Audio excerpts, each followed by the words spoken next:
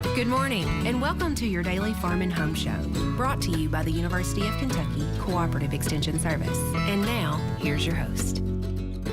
Good morning, I'm Joanna Coles, and garlic is something that we usually think about in our culinary dishes, but not necessarily in our Kentucky garden. But Kristin Hildabrand is here today and is going to change all that. She's the Warren County Extension Agent for Horticulture. Good morning, Kristin. Good morning, Joanna. Now, Kristin, I probably have grown a lot of different things in my garden, but not garlic. I don't think I would have ever considered garlic until really I got into the profession of extension. But you know, garlic has a lot of good advantages just because it's easy to grow. It doesn't have a lot of insect or disease pressure. And we treat garlic here in Kentucky as a biennial. So we're going to be planting it for the fall garden. Usually when we plant garlic, we would want to set those outdoors usually around October, even into November. We don't really want to set it too early because we don't want really any growth. We're just mainly setting that roots, just like you would flowering bulbs. And basically what will happen is it'll go dormant during the winter time, and we want to make sure we mulch it really good at that point, and then it's going to start growing again in the spring, and we want to make sure we fertilize it really good, and it's really going to start to really get ready for harvest about July or even into August, depending on what type that you have. So we need to start preparing now. We do. I know we talked a little bit about varieties. So you have soft neck and hard neck varieties to look at for garlic. Usually the hard neck is the better type for Kentucky just because of it's a little bit more cold hardiness to our area. Soft neck, you can braid those, and it's really, really pretty to watch the soft neck garlic and how it's braided. But with hard neck, those generally do better for us. So the thing to know about hard neck garlic is that it's going to produce elongated stem that's called escape, and it's really important to make sure that you take the bulbil, which is the flower that comes off of the stem there, and you know, basically just pick that off so that way that more of the energy goes into the bulb part, because basically you're growing the bulb. You don't want to grow what's at the top, the flower part.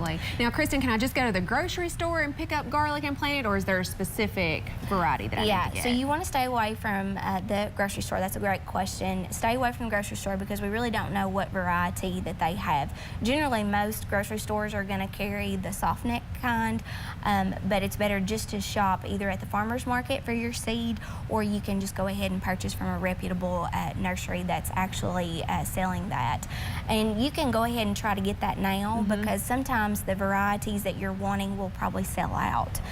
So it's really important to go ahead and get that now, and you can store it in the refrigerator just until you get ready to plant, which would be again in October to early November. So it's really important with if you're growing garlic that you make sure you have properly well-drained soils because we don't want any root rot to occur around the root system or even any softness in the bulb. So the same can be applied with your flowers that you're planting outdoors as well. You want to make sure you plant it in full sun.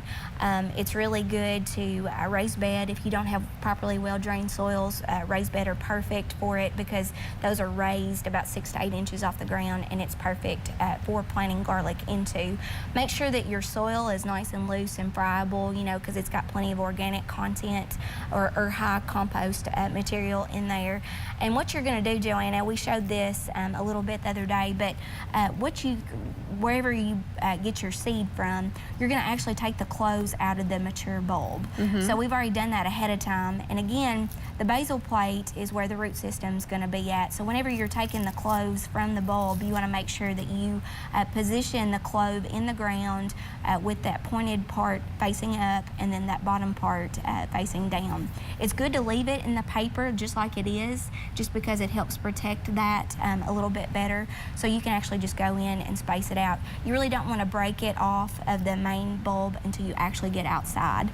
So make sure your soil is prepped and ready to go and position those. Usually you want to space these apart in a row that's about 6 inches apart, just so that way it's got good spacing to it, because it's gonna, you want to give it plenty of room and space for it to grow really well. To produce that bulb, right, absolutely. Right, and again, you want to make sure that when you start to see, right now, like in the fall after you plant it, we're mainly just setting the root system, and then you'll probably need to mulch it really good after we see a real hard frost. Generally that's about anywhere from mid-October to late November, and then you're gonna just watch it as it grows, because it's going to form that stalk eventually, and you want to make sure as the scape comes up with hardneck garlic only that you pick that flower bloom off or the bulbil. All right, so go ahead and get ready and plant your garlic, and you'll have a great crop next year. If you have questions, make sure to contact Kristin at the Extension office. Thanks for watching and have a great day.